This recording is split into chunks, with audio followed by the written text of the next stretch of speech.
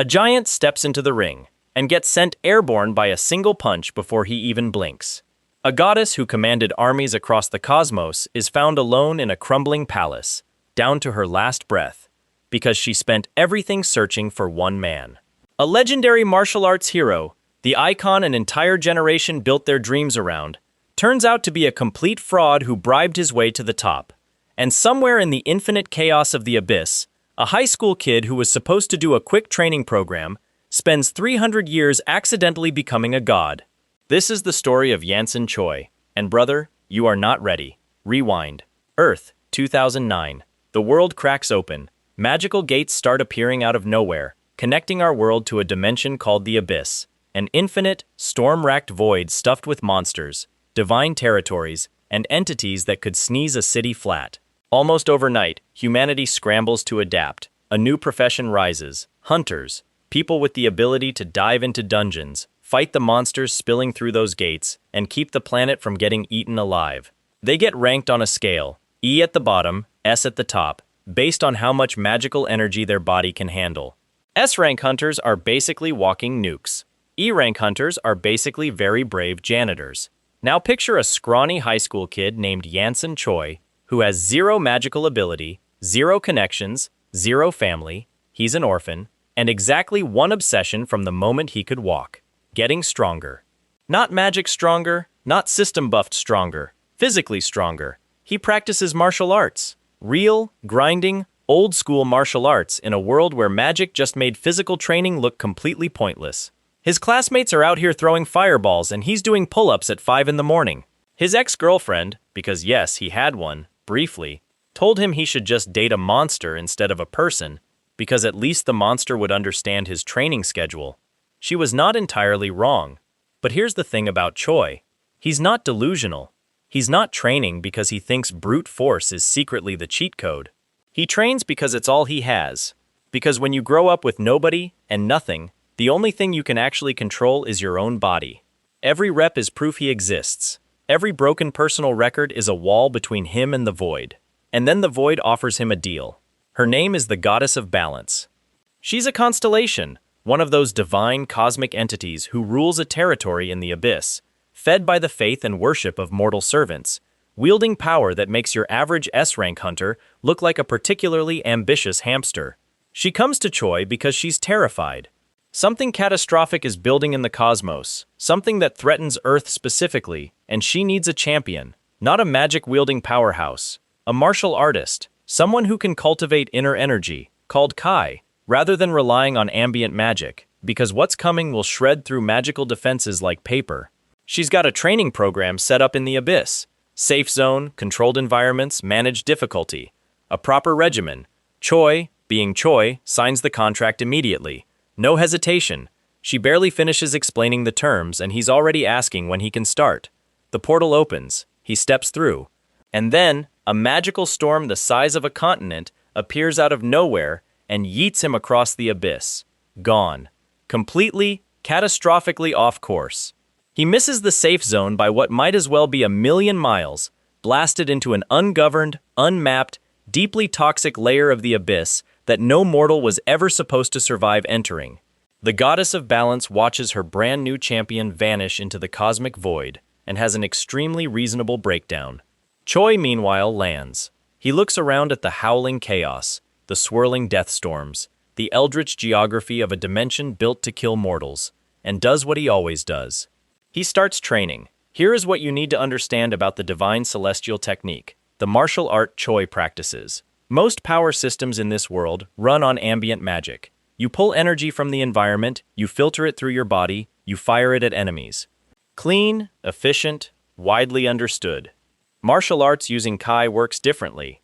You don't borrow energy from outside. You generate it internally, through movement, through repetition, through insane levels of physical discipline.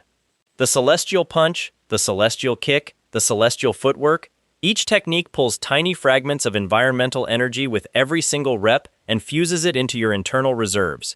It is slow, it is brutal. It requires the kind of commitment that borders on medical concern. But the ceiling? The ceiling is something else entirely. Because internal energy doesn't just make you hit harder. At high enough levels, it starts reshaping what your body is, what it can survive, what it can break, what rules of physics it still has to follow. Choi doesn't know any of that yet. He just knows he needs something to punch. He finds it almost immediately. In the deep abyss, wandering the toxic wasteland he landed in, Choi comes across the single most perfect training partner imaginable.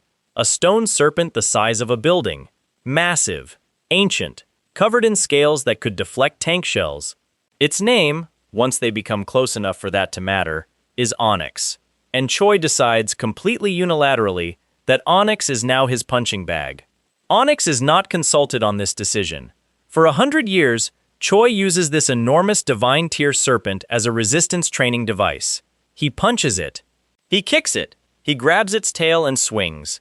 He develops techniques specifically calibrated to get through those scales. Not because he's trying to hurt Onyx, but because the resistance is perfect.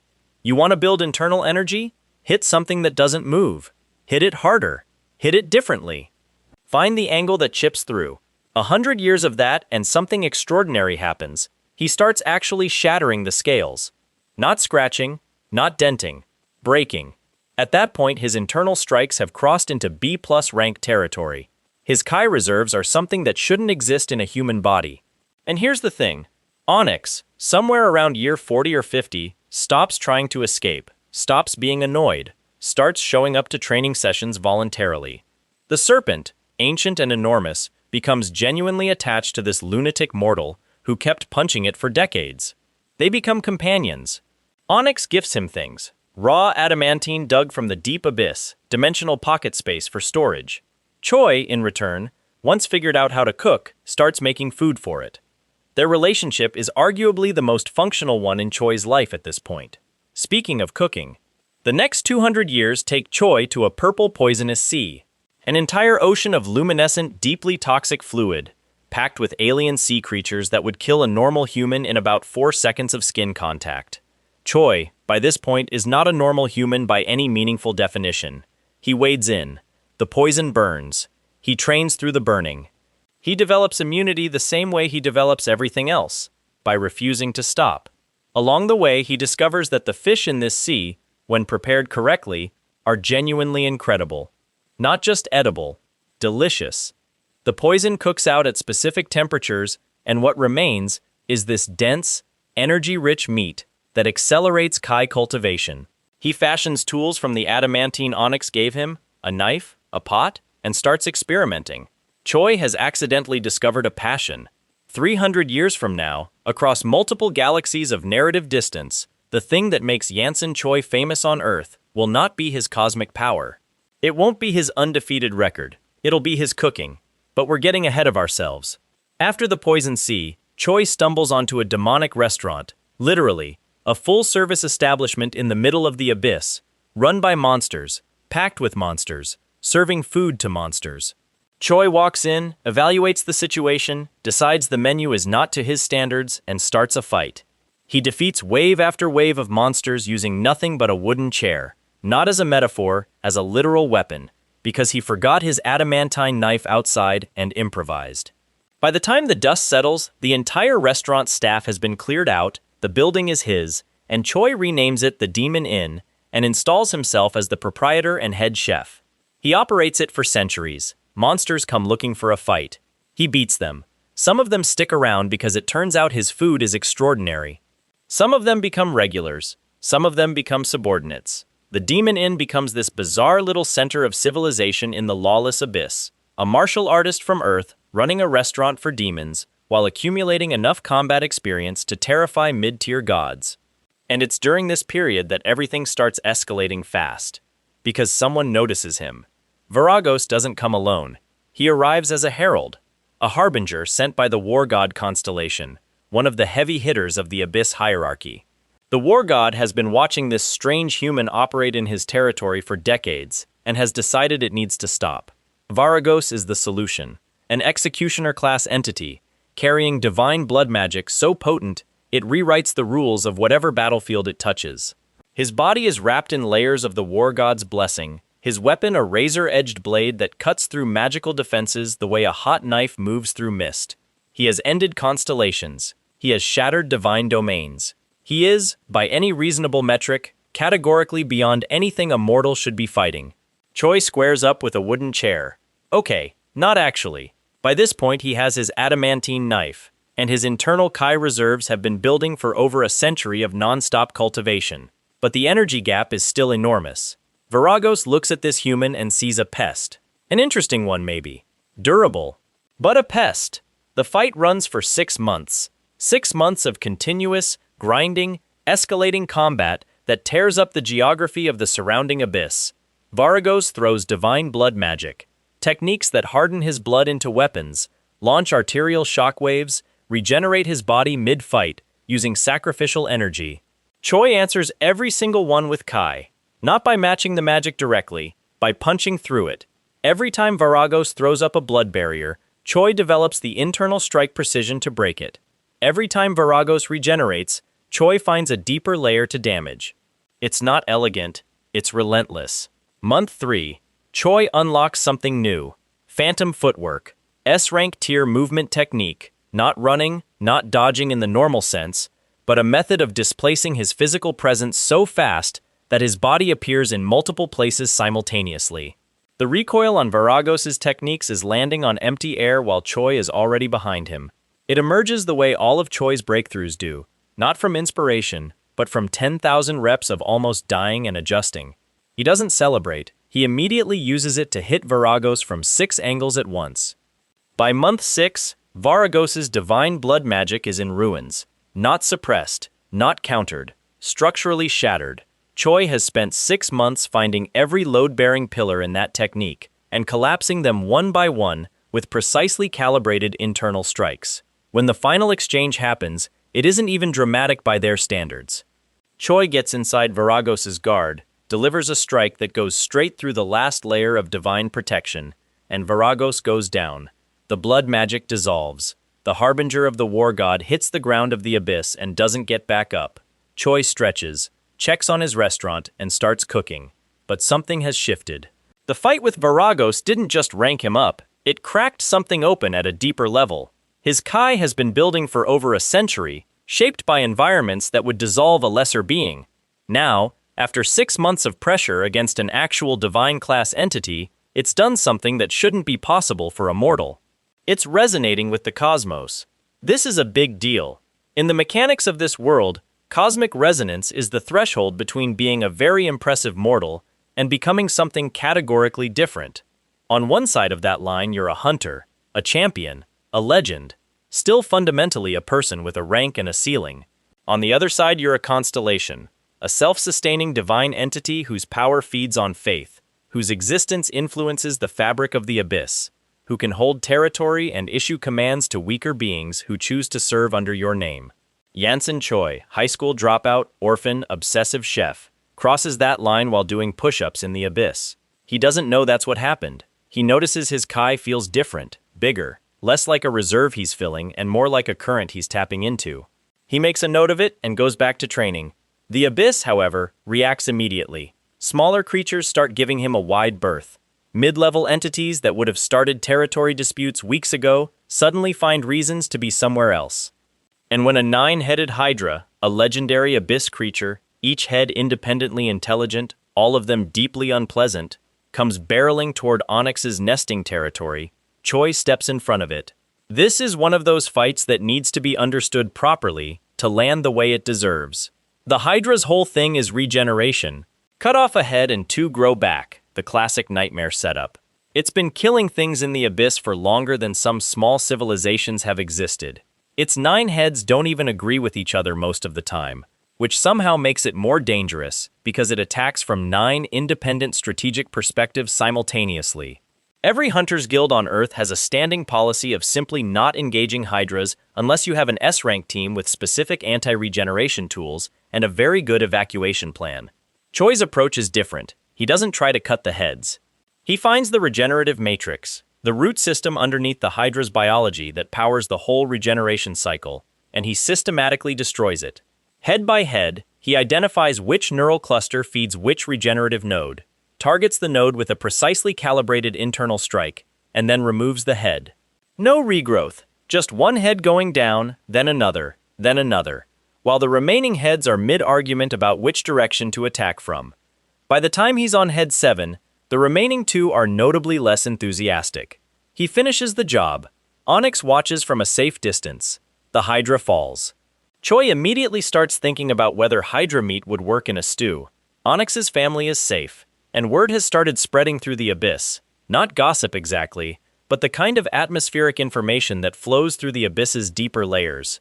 Something unusual lives in this territory. Something wearing a mortal body that should not exist. The constellations start paying attention. Not all of them with hostility. Some with curiosity. One with something that looks almost like delight. Her name is the Goddess of Dreams and Greed, and she is exactly as chaotic as that title suggests. She finds Choi during a period when he's been accumulating abyss metals. Centuries of fighting and scavenging have left him with a collection of raw materials that would make a divine blacksmith weep with joy. Adamantine, void iron, materials that don't exist on Earth and can't be forged by any mortal technique. The Goddess of Dreams and Greed takes one look at this situation and immediately brokers a deal. She knows a forge cat, a divine-tier blacksmith entity, fluent in the metallurgy of the abyss, capable of working with materials that would destroy a normal forge. In exchange for some of Choi's accumulated metals, she can arrange an introduction. Choi's request, when the forge cat asks what he wants made, is very specific. A perfect chef's knife, indestructible cutting board, heat-resistant cookware that can handle the temperature of abyss fire. A complete set of kitchen tools built to withstand the physical reality of a constellation-level chef who occasionally punches things between courses. The forge cat stares at him for a long moment, then gets to work. Because the materials are extraordinary and the commission is genuine, Choi walks away with an indestructible kitchen kit and uses it immediately to make dinner. The Goddess of Dreams and Greed stays for the meal and doesn't leave for 3 weeks. They develop a working alliance built primarily on mutual appreciation. She finds his complete indifference to conventional power dynamics fascinating, and he appreciates that she doesn't ask him to do anything except occasionally cook for her. But the abyss doesn't stay comfortable for long. 2 more constellations enter the picture with significantly less friendly intentions. The Clockwise Needle, a time manipulation entity with a territory built around reversing and accelerating the flow of moments, and the Deep Sea Voice, a domain holder whose power operates through sound, vibration, and the crushing pressure of conceptual depth. Both of them have noticed Choi's presence. Both of them have decided a rogue human constellation with no formal divine backing and no established territory is an opportunity rather than a threat. They are catastrophically wrong. The Clockwise Needle hits first. Its domain is genuinely disorienting. Inside its territory, time moves strangely. A punch thrown takes 3 seconds to land in local time, but 1 second in the needle's subjective experience. Healing and recovery slow for intruders while accelerating for the needle's own forces. It's the kind of battlefield advantage that makes most opponents give up before the fight starts. Choi spends 2 weeks figuring out the rhythm of the time distortion, then starts using it offensively. If his strikes take longer to land in local time, he starts throwing them earlier. His phantom footwork, developed against Varagos, becomes almost incomprehensible inside a time-warped domain. He's appearing in positions that haven't happened yet in the needle's timeline. By the time the Clockwise Needle realizes its home field advantage has been turned against it, Choi has found the central node of the time domain and is hitting it repeatedly until it cracks. The domain shatters. The Clockwise Needle retreats with significantly fewer resources than it arrived with. The Deep Sea Voice tries a different approach. Sound and pressure, conceptual attacks that bypass physical defense. You can't punch a sound wave. You can't kick vibration. The Deep Sea Voice fills the battlefield with resonant frequencies, calibrated to shatter internal energy structures, specifically designed to disrupt the Kai cultivation that Choi's power runs on. Choi closes his eyes, listens for 3 days straight, finds the counter-frequency in his own internal Kai resonance, and starts humming it during the fight. Not literally, but something close to that. His internal energy, now operating at constellation level, can generate its own resonance patterns. He finds the destructive interference frequency for the Deep Sea Voice's attacks and runs it continuously through his Kai while fighting.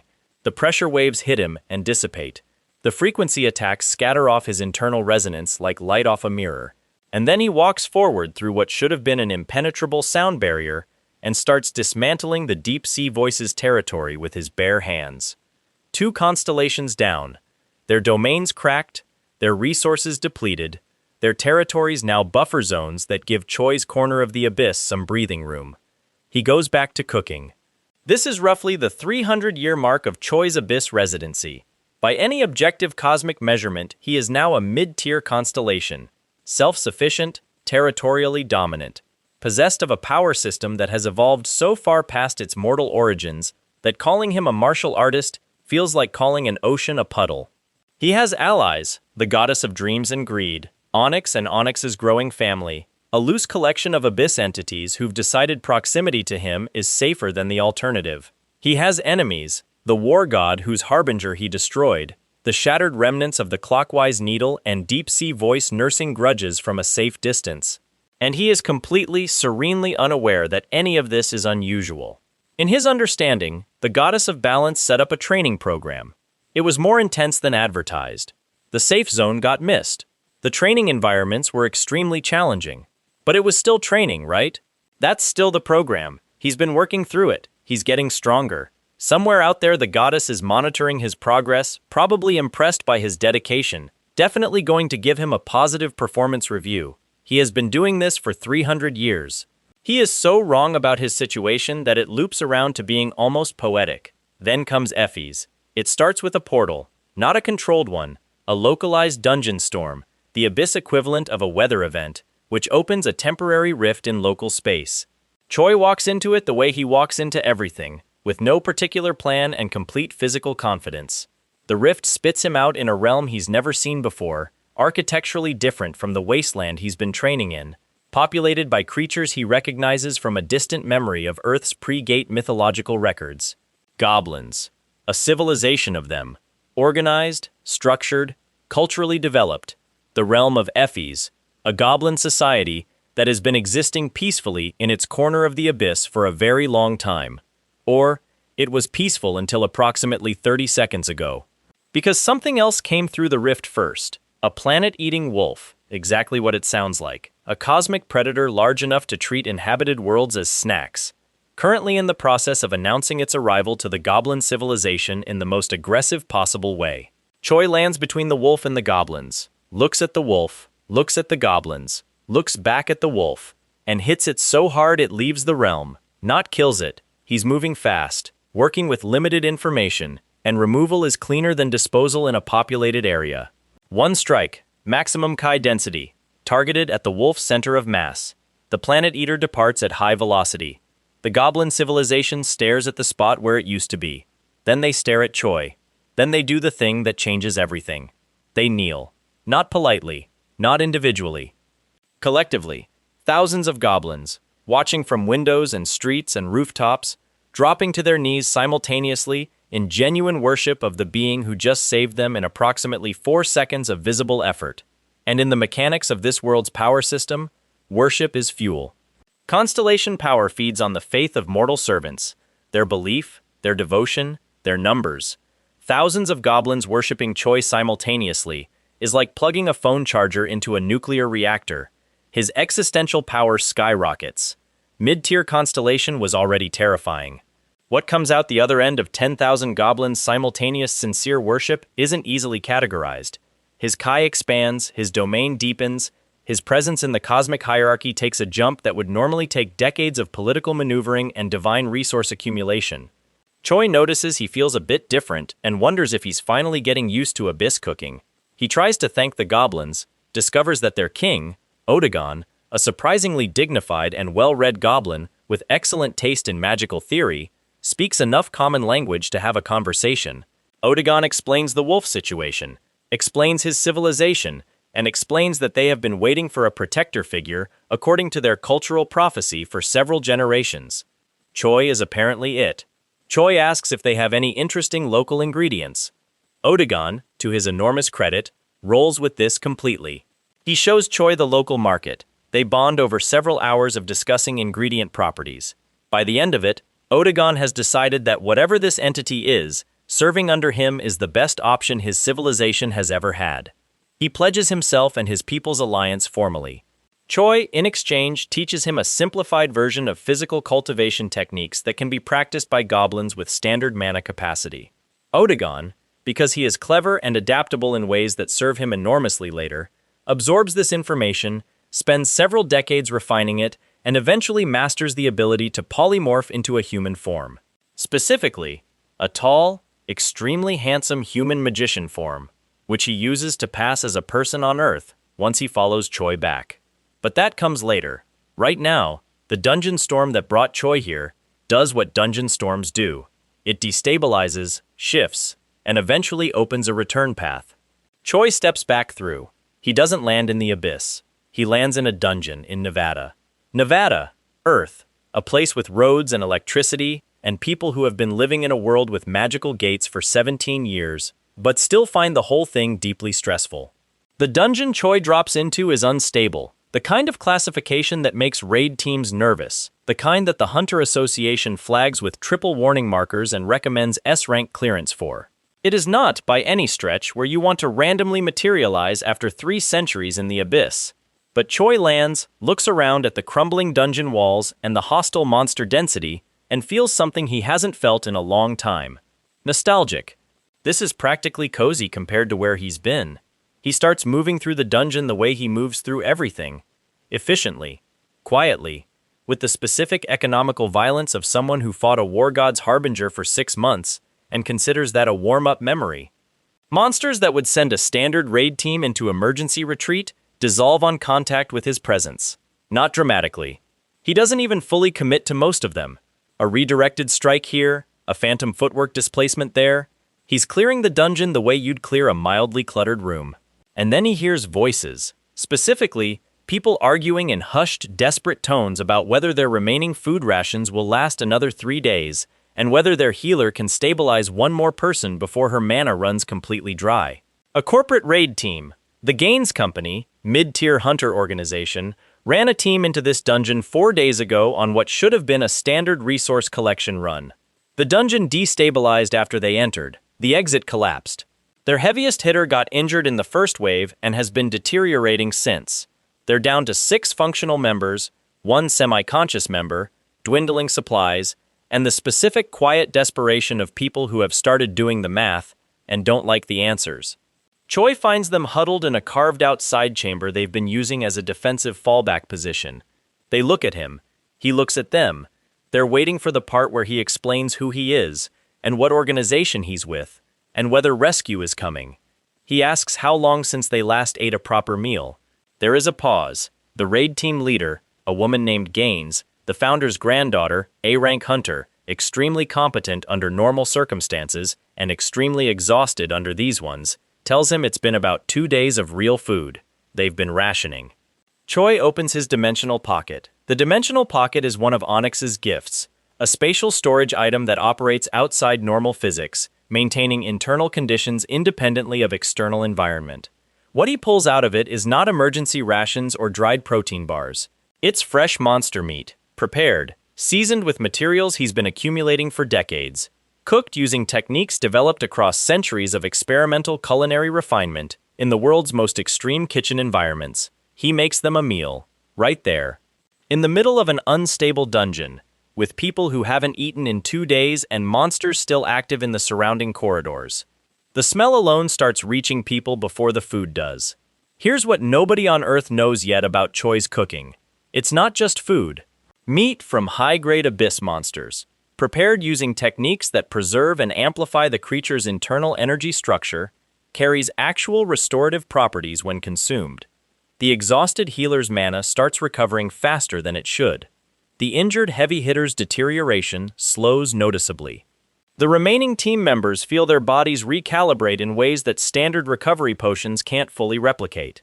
The raid team eats in silence for about 30 seconds. Then someone asks, very carefully, if this man is a cook or a hunter. Both, Choi says, and passes them seconds. He guides them out of the dungeon after the meal. Not dramatically, just efficiently. He clears the path ahead, patches up the structural weak points with precise internal energy application to keep the corridor stable long enough for them to move through, and deposits them outside in the Nevada afternoon like he's returning borrowed books. The dungeon collapses properly about 20 minutes after they exit. The Gaines team stands in the parking lot of whatever industrial zone the dungeon gate is situated in, blinking in the daylight, trying to process what just happened. Their leader looks at the completely unremarkable man who just casually cleared an S-flagged unstable dungeon, fed them a meal that healed their injured teammate, and refuses to answer any direct questions about his rank or affiliation. She files the encounter in her memory under Extremely Important, Revisit Later. She revisits it sooner than expected, because Choi's next stop is the Hunter Association. The Hunter Association is the organizational backbone of Earth's entire magical defense infrastructure. They rank hunters, manage dungeon access rights, regulate combat sports licensing, and generally hold enormous institutional authority over who gets to do what in the rapidly commercialized world of magical gate management. Showing up as an unregistered individual with no documented history, no measured rank, and no existing records means going through their evaluation process. Standard stuff: crystal ball mana test, combat assessment, documentation review. Choi walks in and joins the queue. The person behind the intake desk is not prepared for this appointment. Nobody at the Hunter Association is prepared for this appointment. But they don't know that yet, so everything starts normally. Forms get filled, documentation gets processed. Choi uses his actual identity, but the decades-old records of him entering the abyss are buried under layers of administrative history, so he registers as a new applicant with no prior ranking. History lists him as missing, presumed dead. Fine. Lots of people go missing in dungeons. Evaluation day comes. The mana testing crystal ball is a high-grade measurement tool, expensive, precision-calibrated, capable of measuring energy output across a wide spectrum, and producing a rank classification accurate to within a fraction of a grade level. Every hunter gets tested on one as part of registration. It's routine. The crystal lights up, the evaluator reads the output, the rank gets assigned. Takes about 45 seconds. Choi puts his hand on the crystal. Nothing happens for about 2 seconds. Then the crystal starts glowing. Then it keeps glowing. Then it glows brighter. Then it starts vibrating. The evaluator, who has run this test roughly 4,000 times, starts backing away from the desk. The crystal's output reading is climbing past B rank, past A rank, blowing past S rank, and continuing upward into territory that the measurement scale doesn't formally have labels for because it was designed to measure humans, and whatever Choi is currently isn't cleanly categorized as human anymore. The crystal fractures. Then it shatters. Glowing fragments scatter across the evaluation room floor, each one still faintly pulsing with residual output that refuses to dissipate because there's nowhere for the energy reading to resolve to. The evaluator stares at the fragments, stares at Choi, stares at the fragments again. Choi looks mildly apologetic. He offers to pay for it. Now here is where it gets interesting. And by interesting, I mean politically corrupt in ways that are immediately satisfying to watch unravel later. The association doesn't publicly rank him as what that crystal output suggests. They can't, or rather, they won't. Because officially ranking an unaffiliated, undocumented martial artist at S rank or above, the moment he walks through the door, creates problems. It disrupts existing power hierarchies. It raises questions about who he's affiliated with, what interests he represents, which corporate sponsor has been hiding him. S-rank hunters are assets worth billions in corporate hunter economics. An unknown one is a threat to the people who've been carefully managing the existing landscape. So they make a decision in a back room. They rank him C+, maybe B class if they're feeling generous. They cite irregular energy output, unclassifiable measurement, pending further assessment. They hand him a provisional license at a fraction of his actual grade and send him on his way. The official on the other side of that decision is comfortable with it. Nobody at B rank is a problem.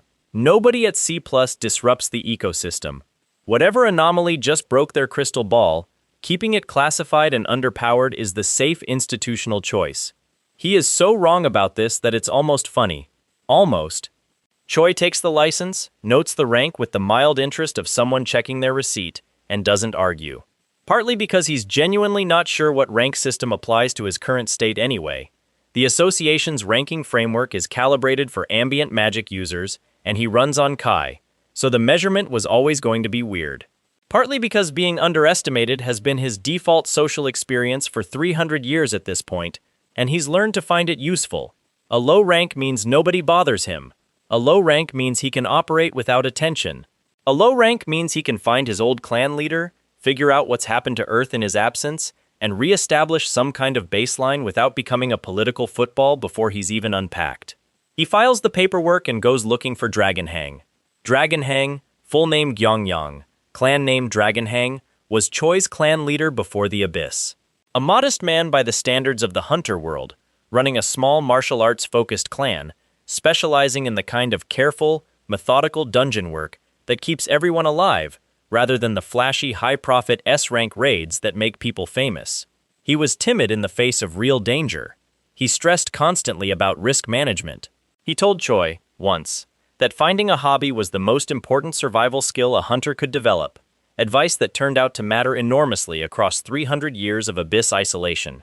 Choi expects to find him running a mid-tier operation somewhere, maybe bumped up to A rank by now, doing okay.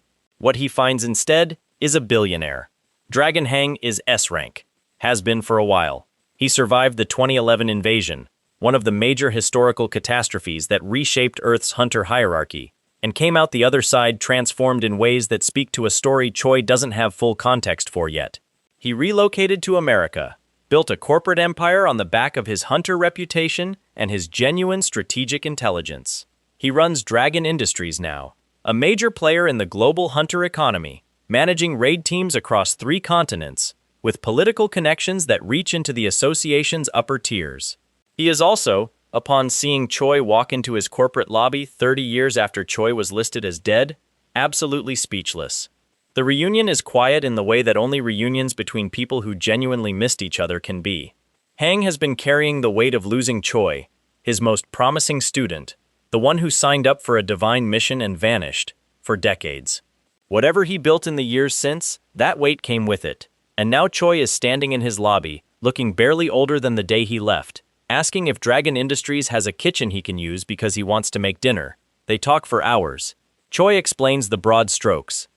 The storm, the abyss, 300 years, the training, the serpent, the restaurant, the constellations. He is completely matter-of-fact about all of it, not performing modesty, not overstating, just recounting the way you'd recap a long work assignment to someone who's been out of the loop. Hang listens with the expression of a man watching the ground redefine itself under his feet in real time. When Choi finishes, Hang asks one question. What does he need? Choi tells him. A base of operations, a low-profile identity, access to the hunter sports circuit for visibility reasons. Someone who understands Earth's current political landscape and can help him navigate it without causing unnecessary disruption. Then Choi tells him something else. The truth about what he's become. Not euphemisms, not careful framing, the actual nature of his current existence. The constellation status, the power levels, the things he did in the Abyss and what they mean for his capacity on Earth. Hang is quiet for a long time. Then he asks if he can sign a servant contract. Not out of fear, not out of calculation, or not only calculation. Out of something that looks a lot like relief. He's been operating alone at the top of a dangerous ecosystem for 30 years. Smart enough to see the larger picture and powerful enough to survive it, but without the kind of backing that makes the truly high-stakes plays possible. Choi, apparently returned from the cosmos as something that breaks S-rank measuring equipment, is not just a former student. He's the backing Hang has been operating without. The contract gets signed. Dragon Hang becomes Choi's first official mortal servant on Earth. His corporate resources, his political network, his S-rank combat ability, all of it now available as infrastructure for whatever comes next. Choi, to mark the occasion, makes dinner. Hang's corporate chef watches from the doorway of his own kitchen with the expression of someone witnessing a professional revelation. Lawrence comes into the picture the way most important people do, sideways, through a situation she didn't ask to be in. She's Hang's 11th daughter, A-class hunter, licensed manager, sharp in the specific way that people who've grown up adjacent to enormous power and decided to earn their own position tend to be sharp. She's not impressed by strength. She's been around S-rank hunters her entire life and has developed a professional immunity to being starstruck. What she cares about is competence, reliability, and whether the person she's managing is going to make her job harder than it needs to be. Hang assigns her to manage Choi's public identity on the hunter circuit.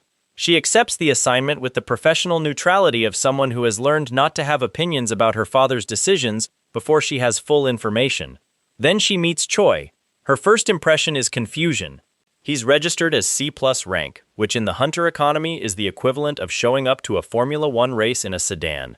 He has no corporate affiliation. His documentation is technically complete but thin in ways that suggest either a very unusual background or a very good cover story. He carries himself with the specific unbothered quality of someone who has never in their life needed to perform competence for an audience because actual competence made performance redundant. She asks him what his professional goals are. He thinks about it for a moment and says he wants to restore public faith in martial arts as a combat discipline, eventually address a cosmic threat to Earth that's building on a timeline he hasn't fully mapped, and find good local ingredients because Earth produce is genuinely excellent and he's missed it. She writes all of this down with a straight face and asks about his dietary restrictions. None, he says. He eats everything. He also cooks everything, and if she'd like, he can make her lunch while they finish the intake meeting. She declines, professionally, firmly, with the energy of someone installing a personal policy on the spot. She declines again the next day when he offers. And the day after that, it takes exactly one incident. One moment when she's running on 4 hours of sleep and a scheduling crisis, and Choi quietly sets a bowl of something in front of her that smells like the specific comfort food of a childhood memory she didn't know she'd filed away, for the professional wall to develop a crack. She eats it. She doesn't say anything. She goes back to the scheduling crisis. But something shifts. She starts taking the management role more seriously than she initially planned to. Not because she's been asked to, because the person she's managing is, under the layer of complete social eccentricity, genuinely extraordinary in ways she keeps catching glimpses of. And because the food is, she will not say this out loud, not to him, not to her father, not to anyone, the best she's ever had. She maintains the professional wall. She's committed to it. But she starts maintaining it with more effort, which tells you everything. Now, the UHC. The Universal Hunter Circuit is Earth's professional hunter sports organization. Think a combination of combat sports league and dungeon clearing competition. Broadcast to hundreds of millions of viewers globally. Sponsored by every major corporate hunter organization. And deeply embedded in the political economy of the hunter world. Winning circuits means ranking points. Ranking points mean reclassification opportunities. Reclassification means access to higher-tier dungeons, better contracts, more resources. The whole ecosystem flows through it. For Choi's purposes, it's perfect. He needs visibility, not for ego, but for function. Restoring martial arts requires a public record of martial arts working. Defeating ranked hunters on broadcast television, consistently and undeniably, is the fastest way to rewrite the public narrative around a discipline that's been treated as a historical embarrassment since the fraud scandal. The fraud scandal he doesn't find out about until he's already inside his first dungeon on Earth. That scene deserves its moment. 2 C-rank hunters, part of the dungeon's contracted clearing team, are making casual conversation while working. Choi is present, listening, cataloging Earth's current state through the lens of what people talk about when they think nobody important is listening. The conversation drifts to martial arts, specifically to why nobody practices it anymore. And these 2 hunters, without any awareness of who they're talking near, explain the whole story. Xian Li, the legend. The Chinese warrior who supposedly elevated martial arts to genuine high-rank combat status through pure physical discipline. The idol that a generation of aspiring hunters, including a 17-year-old orphan obsessed with getting stronger, had built their entire professional worldview around. Exposed, completely and humiliatingly, as a fraud. Bribed judges, tampered equipment, fabricated rank certifications, every achievement, every record, every inspiration, manufactured. The fallout destroyed what remained of the martial arts community's credibility. New hunters stopped considering it entirely. The discipline became a punchline. Choi doesn't say anything. He goes very still. And then slowly, with the specific weight of someone absorbing an impact that hits in the past rather than the present, he sits down. Not dramatically. His legs just find the floor and he ends up on his knees in a dungeon corridor, while 2 C-rank hunters realize too late that the quiet guy listening to them talk has a relationship to this information they weren't anticipating. His idol. The reason a teenage orphan decided that martial arts, dismissed, undervalued, apparently going nowhere, was still worth devoting his entire existence to. The proof that it could be done, that pure physical discipline could compete with magic, that the path he was choosing wasn't just stubbornness dressed up as conviction. Gone, retroactively erased. Replaced with the image of a man who couldn't actually do it and knew he couldn't and chose to lie instead. Choi stays on the floor for a while. Then he gets up, thanks the hunters for the information, and keeps moving. But something has crystallized. The goal of restoring public faith in martial arts was always part of his plan. Now it's personal in a way it wasn't before. Not revenge. Cheyenne Lee is exposed and disgraced, and that's already done. But repair. Genuine, undeniable, impossible to argue with proof that the discipline is real. That it works. That the thing a 17-year-old kid chose to believe in was worth believing in, even if the man he believed in wasn't. He enters the UHC preliminaries. The preliminary circuit is where unranked and low-ranked hunters compete to earn the points needed for main roster consideration. By the standards of the overall competition, it's not glamorous. The production budget is lower, the crowds are smaller, the stakes are regional rather than global. Most serious hunters use it as a formality to satisfy league requirements before moving to the brackets that actually matter. Choi walks through it like a force of nature passing through a moderate breeze. The first match? A B-rank dual-wielding hunter, with a solid track record in the circuit, a technique portfolio built around speed and continuous pressure, and the specific confidence of someone who's won 47 preliminary matches and knows how this goes. He faces Choi across a standard arena floor, reads the C+ rank designation on the scoreboard, and decides this is a formality. It takes one punch. Not a dramatic one. Not a haymaker. Choi doesn't need momentum. Just a precisely calibrated internal strike with enough Kai behind it to accelerate the target in a specific direction at a specific velocity. The B-rank hunter goes across the arena. The crowd is quiet for a beat, trying to process the timeline. The match clock shows 3 seconds. The second match, a water magic specialist, A rank, who controls liquid constructs with enough precision to build effective barriers and projectiles simultaneously. She has a technique that has never been broken in 43 circuit appearances. She deploys it immediately against Choi. He walks through it, not dispelling it. Not countering it with a technique of equivalent type, just walking through it, because the barrier is made of magic and his Kai, at its current density, treats magical constructs roughly the way a truck treats fog. The water techniques splash off his internal energy field, and he closes the distance in 2 steps. One strike, match over, the third, the fourth, the fifth, same story each time, different opponent, same math, single punch, match over, crowd progressively more baffled. The commentary team starts running out of ways to describe it that don't sound increasingly unhinged. By the final preliminary match, the arena isn't small anymore. Word has spread the way word about anomalies always spreads, through the sports forums first, then the hunter community channels, then the general media. The crowd for the last preliminary is 3 times the expected size. People are bringing phones to record.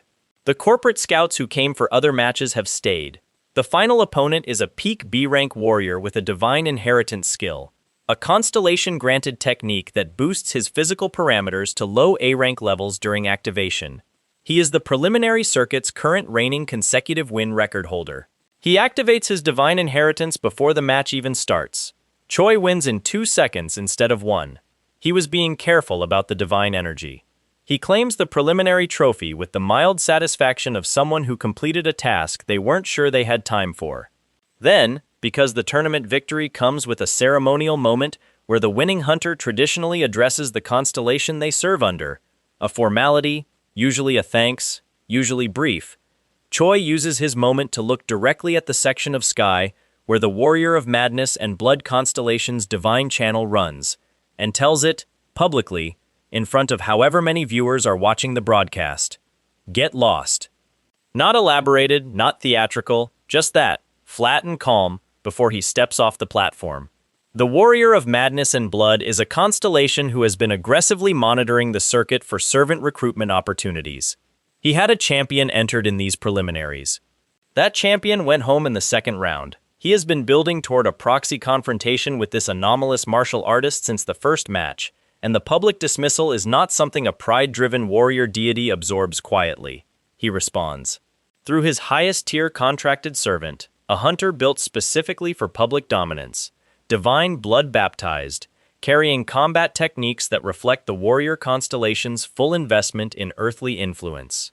He challenges Choi through the formal proxy battle system, a privately broadcast divine tier arena match.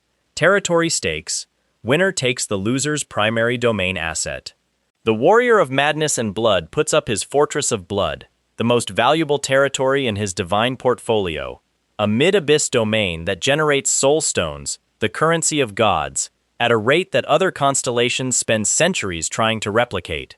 It's a statement. It's also, the warrior is certain, an impossible condition for the unknown martial artist to meet, designed to establish the power differential publicly before the actual fight. Choi matches the bet without blinking. The proxy battle is broadcast on the Divine Channel, the network that constellations use to monitor their servants' high-stakes engagements. The audience is other gods, other cosmic entities. The warrior of madness and blood wants witnesses. He wants this to be a lesson. The match begins. The warrior's champion is genuinely impressive. Blood-baptized servants carry a fraction of their patron constellation's actual divine power. Not symbolic, not aesthetic, but functional combat augmentation that makes them categorically stronger than their base rank suggests. This one has been cultivated specifically for proxy warfare. His attacks carry the warrior's blessing directly, and landing them means Choi absorbs spiritual damage as well as physical. Except Choi's body, after 300 years in the abyss and the development of constellation-level Kai, doesn't process spiritual damage the way it's supposed to. The blessed attacks land. The spiritual component tries to propagate. His internal energy absorbs it, converts it, adds it to his Kai reserves like fuel. He is literally getting stronger from being hit by a divine-powered warrior. The warrior of madness and blood watches his champion's best techniques disappear into his opponent and understands, too late, that he has made a catastrophic miscalculation. This is not an anomalous martial artist punching above his weight class. This is something that his servant's entire power set is functionally feeding. When Choi ends the match, one strike, same as always, but this time with enough accumulated energy from the champion's own attacks that the impact registers on the Divine Channel like a seismic event. The warrior's champion hits the ground of the Divine Arena and does not get up. The warrior of madness and blood forfeits the fortress of blood. His god-level territory, his most valuable holding, transferred to the avatar of training in front of an audience of constellations who will not forget this outcome. He mutes his divine channel and processes the humiliation in private. Choi gains a fortress of blood he will probably eventually use as a training facility. The divine audience files away what they witnessed and updates their assessments of whatever this entity is that's been operating under a C+ Hunter license. Back on Earth, the public reaction to Choi's preliminary run has been building into something. The sports forums are running frame-by-frame analysis of his matches, trying to figure out the mechanical explanation for what they're seeing. The martial arts community, small, scattered, mostly operating in basements and community centers at this point, has started paying attention, with the careful hope of people who've been disappointed before and are not ready to believe again yet. A Lawrence fields 17 new sponsorship inquiry calls in a single afternoon and declines all of them with the professional efficiency of someone playing a much longer game. Choi trains, cooks, tries to teach Odegon, who has arrived on Earth in his handsome human magician form, going by a human name, deployed as Choi's magical support asset. The finer points of Earth produce selection. Odegon is an extremely fast learner about everything except patience, which he finds philosophically incompatible with his nature as a goblin king. And then Maximilian enters the frame. Let's go back, because in the middle of all of this, the circuit matches, the proxy wars, the dungeon operations, the artifact forging, the orc farmers, the sea dragon on the horizon, there's a thread that hasn't been fully pulled yet.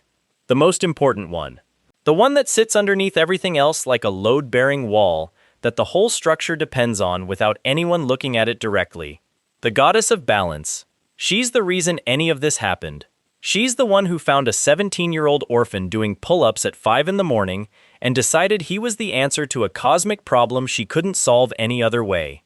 She signed the contract, she opened the portal, she built the training program, the safe zone, the managed environments, the careful calibration of challenge levels designed to develop a mortal champion without killing him. And then the storm took him. Think about what that moment looked like from her side. She's a constellation. She has servants, territory, divine resources, the accumulated power of centuries of worship and faith flowing through her cosmic framework. She has enough existential weight to hold a corner of the abyss against mid-tier hostile entities, and enough influence in the divine hierarchy to negotiate contracts that other constellations respect. She is not a small or weak presence in the cosmic order. She watches her champion, the mortal she staked her entire strategic position on, the one she signed in secret because other constellations don't know about the threat she's preparing for, get swept away by a chaotic storm into the ungoverned depths of the abyss. The safe zone sits empty. The training program runs with no one in it. She searches. That's what she does first. Deploys every servant, every divine observation tool, every resource she can spare toward finding one human boy in an infinite dimensional expanse packed with lethal environments. She calls in favors. Spends soul stones she'd been accumulating for decades. Contracts auxiliary entities to extend her search range into layers of the abyss she doesn't have direct access to. She finds nothing. Because Choi, in the ungoverned deep abyss, exists outside the structured divine channels that her search tools operate through. He's not in a map territory. He's not registered in any cosmic domain. He's a loose mortal in a place that doesn't track loose mortals because loose mortals don't survive long enough to be worth tracking. The search goes on for years, then decades. Her servants start dropping out of the search. Not betrayal, exhaustion and resource depletion. The extended search is burning through her divine infrastructure faster than her worship base can replenish it. One by one, her contracted entities reach the limits of what they can sustain and withdraw. She doesn't blame them. She releases them from their obligations cleanly, with the specific dignity of someone who understands that loss doesn't make the ones who leave wrong. She keeps searching, alone, with diminishing resources, with a divine domain that's shrinking because the resources she'd normally invest in maintaining and expanding it are going into a search that has produced nothing for longer than most human civilizations last. The centuries pass. There's a particular cruelty to hope that doesn't break cleanly. If she knew he was dead, she could grieve and adapt. But she doesn't know. The abyss doesn't produce confirmation. The deep, ungoverned layers that swallowed him don't send signals back. He might be dead. He almost certainly should be dead. No mortal survives the raw chaos of the ungoverned abyss without divine protection, without mapped territory, without any of the infrastructure that makes survival possible. The probability calculation runs one way. She keeps searching anyway. By the time Choi reappears, falling through a dungeon storm into Nevada like a bookmark dropping out of a book, she is a shadow of what she was. Not metaphorically. Her domain is crumbling. Her divine framework, starved of resources across centuries of unsupported searching, has contracted to the minimum viable state. The faith reserves that feed constellation power require worshippers, servants, and active divine presence in the world. She has been absent from all of that for too long. The cosmic hierarchy that governs divine existence doesn't make exceptions for loyalty or good intentions. It runs on what it runs on. She is down to her last thread. Choi finds out through indirect channels first. The divine network carries information in ways that a constellation-level being learns to read. Not gossip, not explicit reports, but the ambient signal of the cosmic order registering states of existence. He picks up the thread of her reduced presence the same way he picked up the entity signatures of the clockwise needle and deep-sea voice before their attacks. Something that should be substantial is registering as barely there. He follows the signal. What he finds is a palace that used to be grand. The architecture is still there, the bones of what was clearly an impressive divine domain, built with the specific intentional beauty that powerful constellations construct when they have the resources to express something about their nature through their environment. High ceilings, proportions that speak to genuine cosmological confidence. The aesthetic of a deity who made things well because making things well was consistent with who they were. The current state of it sits in brutal contrast with what it used to be. The outer sections have dissolved, returned to raw abyss material as the domain lost the energy needed to sustain them. The inner chambers are intact but bare, stripped of the divine furnishings and accumulated artifacts that constellations build across centuries of active existence. The worship-fed light that divine domains generate naturally has faded to something just above dark. And in the innermost room, in a space that used to be a throne room and is now just a room, the goddess of balance sits alone. She looks up when he enters. For a moment, neither of them says anything. She is processing the fact that the person she spent centuries searching for just walked into what's left of her palace. He is processing the fact that the goddess who sent him on a training mission that accidentally took 300 years has spent those 300 years losing everything trying to find him. The math of that lands slowly. He's not a slow thinker, but this particular calculation requires sitting with the numbers rather than just reading them. She gave up her servants, her resources, her domain, her position in the cosmic hierarchy, not in a single dramatic sacrifice, but in the grinding, incremental, decade-by-decade expenditure of everything she'd built, directed entirely toward finding him. He thinks about the 17-year-old who signed the contract, who stepped through the portal, who got swept away before the plan even started, who spent 300 years treating the whole catastrophe as a training program under a misunderstanding so fundamental that it should be tragic but somehow isn't. He thinks about her spending those same 300 years searching for him. He sits down across from her. Not on a throne, not at a formal distance. Just sits, the way you sit when the conversation you need to have doesn't benefit from formality. She starts to apologize. For the portal, for the storm, for the contract terms that she'll acknowledge were unfair. She was desperate when she signed him, and the terms reflected that desperation more than they reflected a balanced exchange between a god and a mortal. For all of it. He stops her. Not harshly. With the specific gentle firmness of someone who has thought about this more than she knows, across decades of solitude in the abyss, when the only company available was his own accumulated understanding of how his situation actually worked. He tells her, he got strong. She stares at him.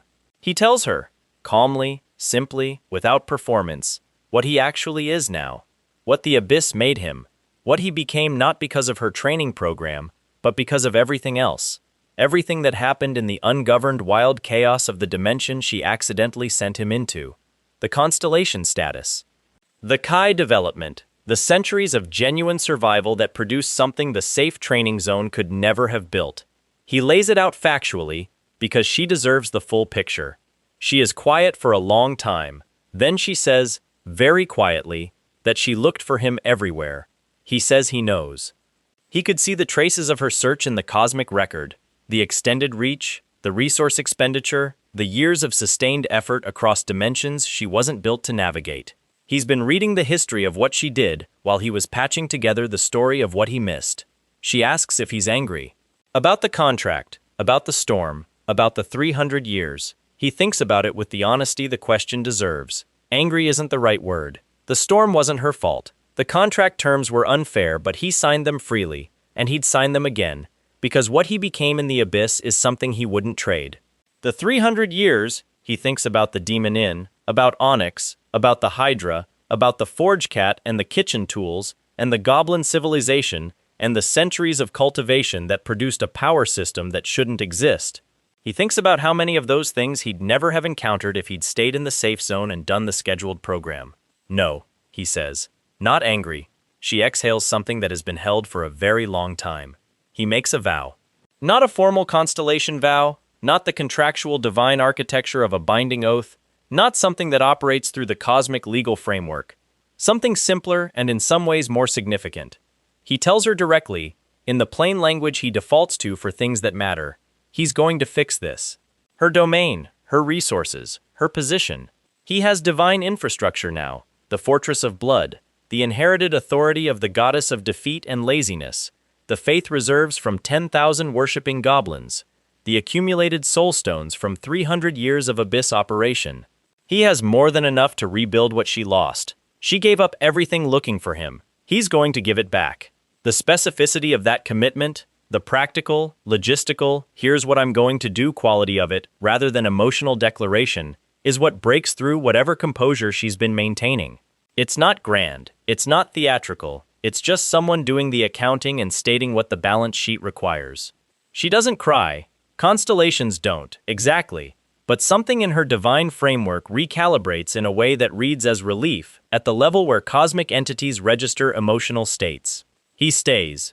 He cooks, because of course he does, because cooking is how Choi processes things that require more than just thought, how he transforms concern into something tangible and present. He pulls ingredients from his dimensional pocket and makes something in the bare remnants of her palace kitchen, adapting techniques for the minimal available energy, producing a meal in circumstances that shouldn't support one. She eats. The divine energy in the food, his kai, his cultivation, the concentrated product of 300 years of monster cooking in the wildest kitchen environment imaginable, does what his food does. Her framework stabilizes slightly. Not dramatically, not a magical full recovery, but enough. A first step.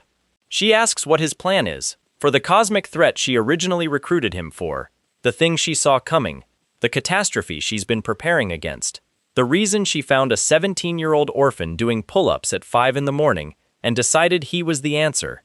He tells her he's working on it. The Argo situation first. A sea dragon heading for Jeju that represents either the threat itself or a leading edge of it. Then the broader picture. He's been collecting resources, building alliances, establishing his position on Earth. The divine framework he's been constructing is oriented toward this.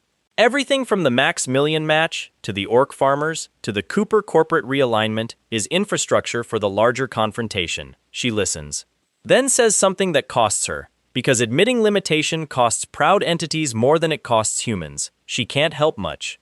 Not yet, her current state is too reduced. But she knows things. About the threat, about the cosmic architecture of what's coming, about the divine political landscape, that he doesn't have access to from any other source. He tells her that's exactly what he needs. They talk for hours. She fills in the parts of the picture he's been working from incomplete information on. The nature of the cosmic threat, its timeline, its specific character, the divine factions that will be relevant, the weaknesses in the current celestial order that the threat is designed to exploit.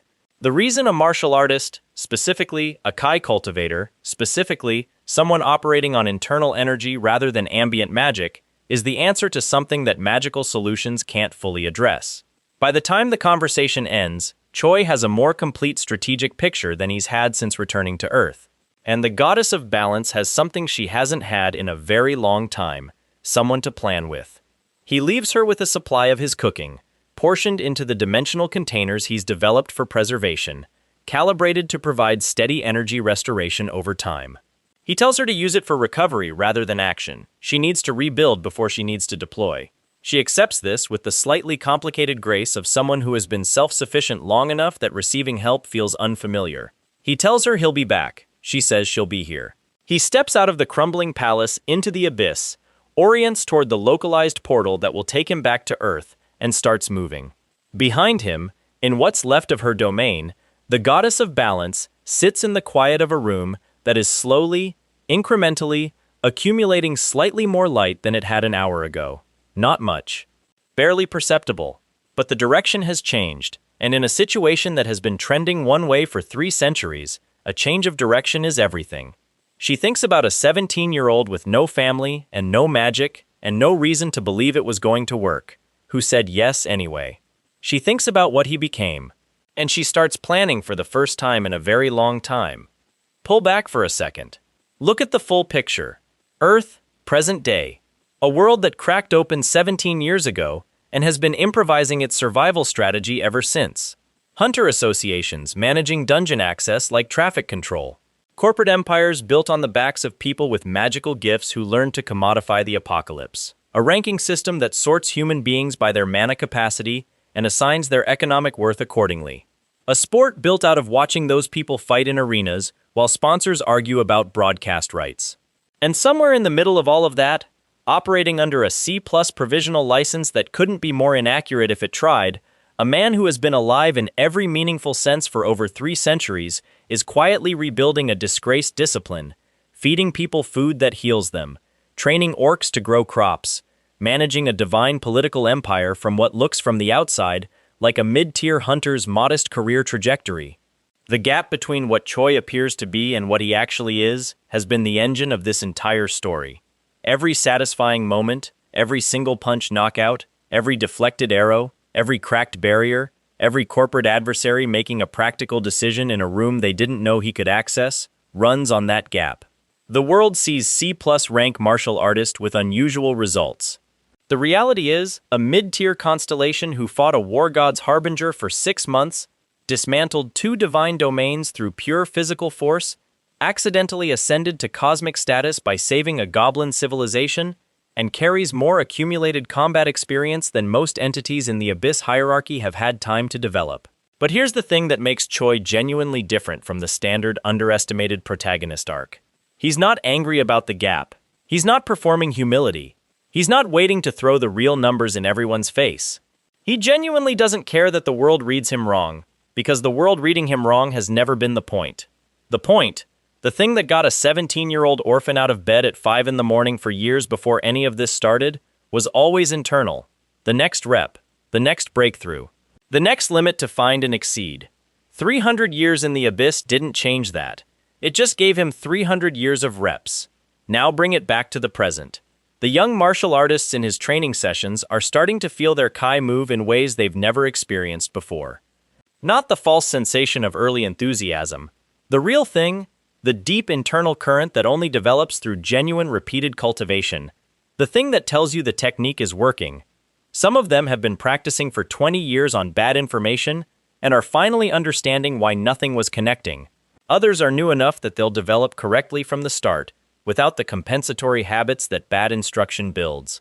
Choi watches them the way he watches everything he cares about, quietly, attentively, making small corrections without making the corrections feel like criticism. His teaching style, developed across 3 centuries of occasionally showing abyss entities how to do things correctly, is patient in the way that only someone who genuinely has all the time in the world can be patient. He's not in a hurry. He's not performing dedication. He just shows up and does the work and expects the people he's teaching to do the same. Some of them are going to be extraordinary. He can already see it in 2 of them. The specific quality of attention that separates people who are going through the motions from people who are actually listening to what their bodies are telling them. Those 2 are going to go places that the current martial arts literature doesn't have names for yet. He thinks about this with quiet satisfaction and moves on to the next correction. The orcs, meanwhile, have developed strong opinions about soil drainage. This is not a metaphor.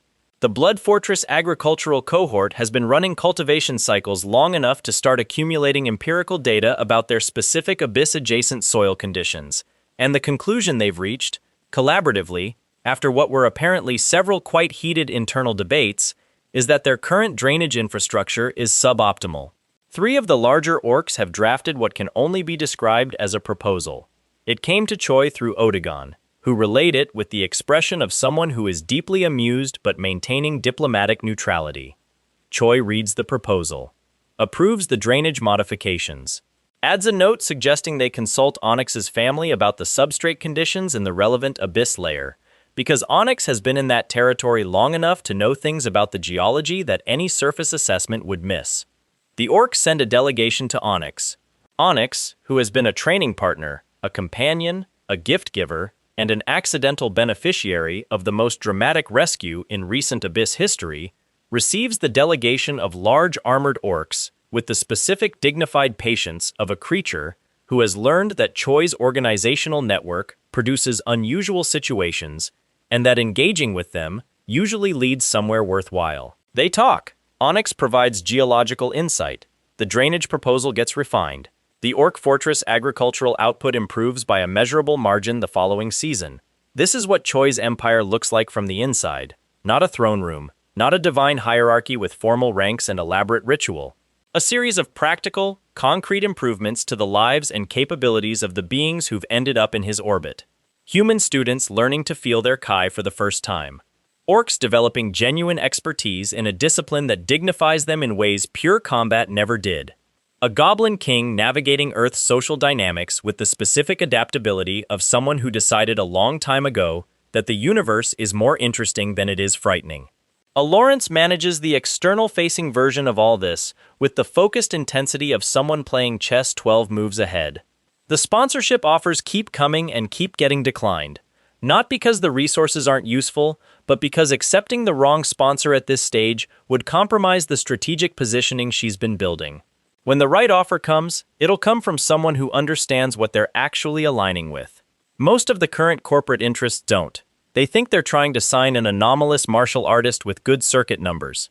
They're not ready to understand what they're actually looking at. She is, in her own way, doing exactly what Choi is doing. Operating at a level beyond what the visible surface suggests. Building something real while everyone around her is focused on the surface metrics. She still maintains the professional wall around the cooking. She's maintaining it with considerable effort at this point. This is noted without judgment. Odegon, in his handsome human magician form, has developed a reputation in certain Earth magical research circles as an extraordinarily talented independent practitioner with a slightly unusual approach to magical theory. This reputation is accurate in the sense that his results are genuine and his approach is unusual. It is incomplete in the sense that his magical framework is built on Goblin civilization's independent development of arcane theory across centuries of isolation from Earth's dominant traditions, which means he occasionally produces solutions to magical problems that Earth practitioners have been stuck on for years, simply because he learned the underlying principles through a completely different conceptual lens. He is also, in his personal time, developing strong opinions about Earth cuisine. Not Choi's cooking specifically. His opinions on that are in the category of religious conviction rather than preference. But Earth ingredients, the specific character of produce grown in Earth's particular atmospheric and soil conditions. He's been keeping notes. The notes have become extensive. Choi reads them occasionally and makes suggestions. They've developed a collaborative ingredient research relationship that neither of them consciously decided to develop, but that both of them participate in with genuine enthusiasm. Hang watches all of this from his corporate tower with the expression of someone who signed up for a divine patron relationship and received, additionally, something that functions like a family. He doesn't say this out loud. He is S-rank and a billionaire and maintains appropriate dignity. But his floor's kitchen, which was previously staffed by a professional chef for formal occasions, now sees activity 3 or 4 times a week when Choi is in the area. The professional chef has adjusted his schedule to avoid overlap.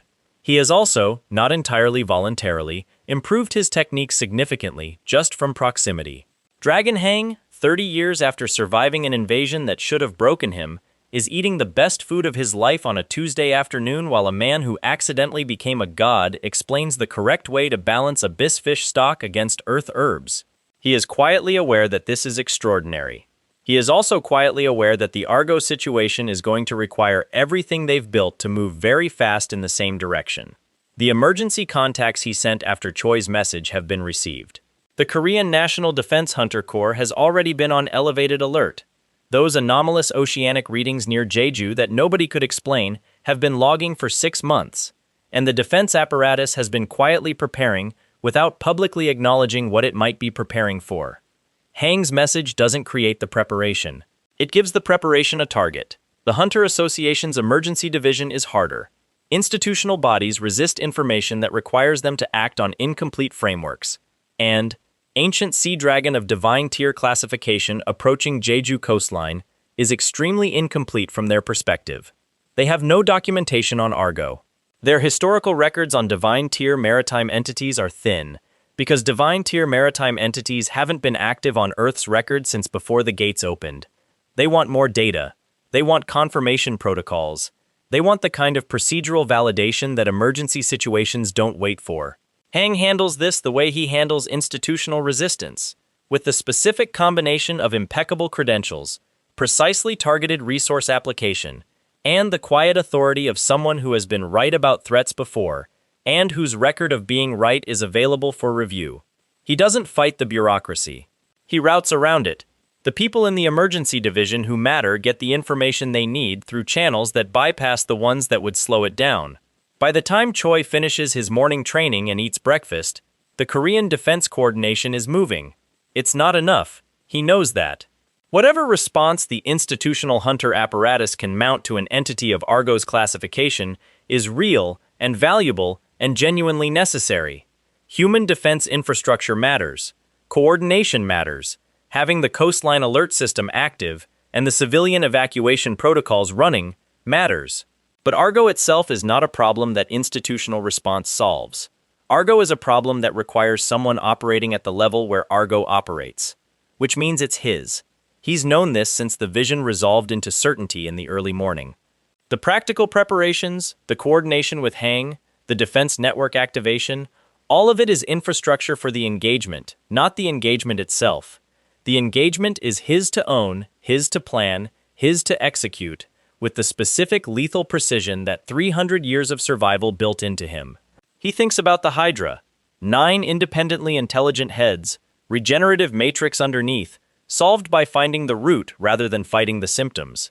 He thinks about Varagos, 6 months of sustained pressure, the combat system developing in real time in response to a genuinely challenging opponent. He thinks about the clockwise needle's time distortion, the deep-sea voice's resonant pressure attacks, the warrior constellation's blood magic champion. He thinks about every high-ceiling opponent he's faced and what those fights taught him about the architecture of power at divine tier. Argo is older than most of those entities. Maritime divine entities accumulate differently than abyss territory constellations. Their power base is the ocean itself, geological time, the specific slow density of something that has been building without interruption for longer than human civilization has been marking time. The combat approach that works against rapid escalation entities like Varagos won't map cleanly. He's going to need to find the architecture in real time, the way he found it against Winter's barrier, reading the system under pressure, identifying the load-bearing structure, applying force at the point where the whole thing is most vulnerable to the specific kind of force he generates. He will figure it out. That's not arrogance. It's just the accumulated confidence of someone who has been figuring things out in impossible situations for 3 centuries and has yet to encounter the one that couldn't be figured out. The goddess of balance's information about the broader threat sits in the back of his awareness like a compass heading, not urgent in the immediate sense, but directionally important. Argo is connected to what she saw coming. Not the threat itself, but a sign of it, a leading edge, the first visible consequence of something that has been building on a cosmic timeline, while Earth's hunters were learning to manage B-rank dungeons and arguing about broadcast rights. The thing she recruited him for is coming. He has been, without knowing it for most of the journey, preparing for it since before he stepped through the portal. He stands in his training space in the late morning light and runs the dignity of light through its integration drills, the new frequency modulation technique layered over his existing celestial framework. Winter's inherited skill finding its place in the system he's been building since he was 17. It feels right in the way that genuine integration always feels right. Not added on, grown in, part of the whole. Outside, Earth turns, dungeons generate, hunters rank up and fight in arenas and argue about contracts and miss the larger picture almost entirely. The institutional machinery of the post-gate world processes its cases and files its reports and makes its decisions based on frameworks that were built for a threat level that what's coming will exceed comprehensively. In the ocean near Jeju, something ancient and enormous continues its approach. It doesn't hurry. It has never had reason to hurry. Its history is so long that human civilization is an episode in it, and the gates that humanity treats as an existential rupture are, from Argo's temporal perspective, a very recent development. It moves the way genuinely old things move, with the patience of something that measures time in geological units, that has been going somewhere for longer than the destination has existed in its current form. It doesn't know about Choi. This is, historically, the last comfortable assumption that entities in the abyss make before the situation changes significantly. Dragon Hang's phone rings. The Korean Defense Coordinator, updating on civilian evacuation timeline for the Jeju coastal zone. He takes the call, gives the approvals his S-rank authority can provide, and while he's talking, watches the early afternoon light move across his corporate tower windows. He thinks about a timid clan leader who was afraid of B-rank dungeons. He thinks about the 30 years between that person and this one. He thinks about what it means that the thing heading for Jeju's coastline, the thing that has the Korean Defense Corps on full alert, and the Hunter Association's emergency division cutting bureaucratic corners to move faster, is going to be handled by a man who spent 300 years in the abyss and came back to cook everyone dinner. He finishes the call, takes a breath, picks up the phone again and calls Choi. 2 rings. Ready? Hang asks. On the other end, there's a brief pause that sounds less like hesitation and more like someone finishing a training rep before answering. Been ready, Choi says. The ocean near Jeju doesn't know what's coming, but it's about to find out.